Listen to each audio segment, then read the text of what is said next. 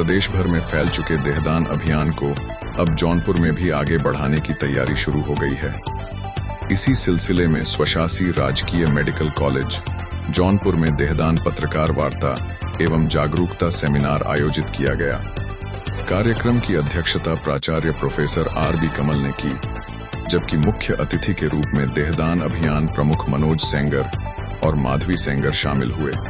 मनोज सेंगर ने बताया कि 15 नवंबर 2003 को कानपुर से शुरू हुआ युग दधीचि देहदान अभियान अब तक प्रदेश के विभिन्न मेडिकल कॉलेजों को 308 मृतदेह उपलब्ध करा चुका है।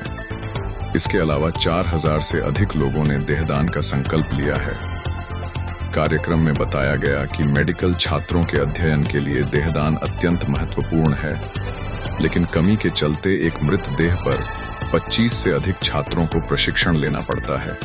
एनाटॉमी विभागाध्यक्ष डॉक्टर भारती यादव के अनुसार इस कमी को पूरा करने के लिए देहदान सबसे बड़ा मानव धर्म है। देहदान के संकल्प की प्रक्रिया आसान है। एक संकल्प पत्र, हलफनामा, आधार की प्रति और परिवार की सहमति आवश्यक है। इच्छुक व्यक्ति 18 वर्ष से ऊपर हो और अधिक जानकारी के लिए मनोज सेंगर से संपर्क कर सकता है। अभियान प्रमुख ने बताया कि HIV, hepatitis B, cancer, covid, septicaemia या अप्राकृतिक मृत्यु की स्थिति में देह स्वीकार नहीं की जाती। कार्यक्रम में डीन अकादमिक, उप प्राचार्य, चिकित्सक, मेडिकल विद्यार्थियों सहित कई गणमान्य उपस्थित रहे। उद्देश्य क्या है? आज जौनपुर मेडिकल कॉलेज में यहाँ के आदरणीय प्राचार्य महोदय आर.बी. कमल जी के आमंत्रण पर मैं यहाँ पर आया हुआ हूँ और हमारा आने का उद्देश्य ये है कि हम अपने युग दधीचि देहदान अभियान, जो कि पूरे प्रदेश में अब तक 308 शरीरों को वहाँ पर अलग अलग सरकारी मेडिकल कॉलेजों को दान कर चुका है, तो यहाँ पर आदरणीय कमल जी के आमंत्रण पर मैं इस मेडिकल कॉलेज को भी अपने अभियान से जोड़ने के लिए आया हुआ हूँ। और अब ये कॉलेज हमारे अभियान से जुड़ा हुआ है और निकट भविष्य में बहुत जल्दी ही हम इनको मानव शरीर अध्ययन के लिए यहाँ पर उपलब्ध कराएंगे, ऐसा हमारा आश्वासन आदरणीय कमल जी को और एनाटॉमी विभाग को है।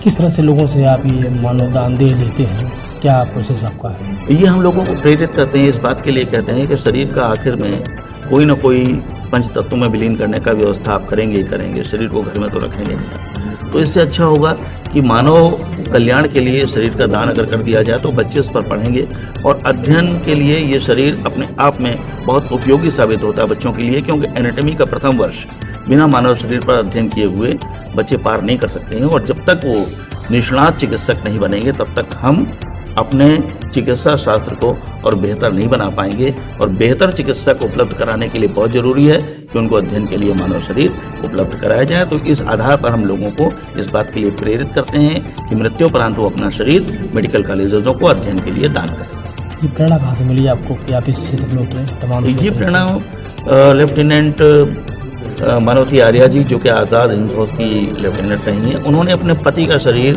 20 जनवरी 2003 को स्वयं अपनी गाड़ी में रखकर दान करने के लिए पहुंची थी। उनको देखकर हम लोगों को लगा कि शरीर का भी कुछ मोल हो सकता है और ये भी एक अभियान के रूप में स्थापित किया जा सकता है। तो उनकी प्रेरणा से और बाद में तत्कालीन राज्यपाल उत्तर प्रदेश आचार्य विष्णुकांत शास्त्री जी के आशीर्वाद से हम लोगों ने इसको एक अभियान का स्वरूप दिया और अपने पूरे परिवार के 14 लोगों और 10 मित्रों के साथ 24 लोगों ने 15 नवंबर 2003 को तत्कालीन राज्यपाल आचार्य विष्णुकांत शास्त्री जी के निर्देशन में शपथ लेते हुए इस अभियान को प्रारंभ किया। क्या आपने खुद से अपना शरीर दे दान किया है? निश्चित रूप से हमने, हमारी पत्नी ने स्वयं अपना शरीर दान किया, हमारे पिताजी ने, माताजी ने, और इसके साथ हमारी पत्नी ने अपने पिताजी का शरीर, अपनी माताजी का शरीर और अपने चाचा जी का मृत शरीर तीनों अपने हाथों से GSVM मेडिकल कॉलेज कानपुर को पिछले 10 वर्षों के भीतर दान कराए। तमाम मेडिकल कॉलेजों में जो मृत शरीर होते हैं उनको चोरी की सी घटनाएं आती हैं, बिजनेस के मामले सामने आते हैं, उनको बेच दिया जाता है, उनका अंग निकाल लिया जाता है। दो अलग अलग बातें हैं। किसी भी शरीर से अंग नहीं निकाले जा सकते हैं। मृत्यु के उपरांत कोई भी अंग आपका काम के लायक नहीं रहता है। तो ये तो बिल्कुल ही बात बेबुनियाद है कि कोई अंग निकाल कर बेचा गया, पहली बात।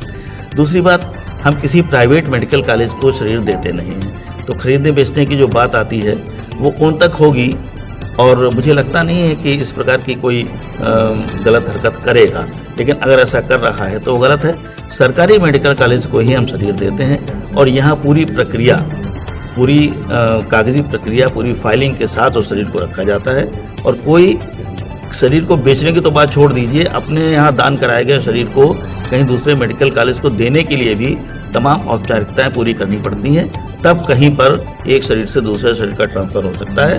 पूरी कागजी कार्यवाही दुरुस्त रखी जाती है।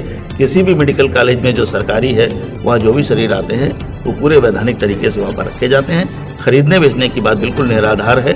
और अगर ये बात कहीं से उठ रही है तो कहीं प्राइवेट मेडिकल कॉलेजों में अगर ये बात आ रही होगी तो मैं कह नहीं सकता, क्योंकि उसके बारे में मुझे कोई ज्ञान नहीं है और उसके बारे में मुझे कुछ पता भी नहीं है।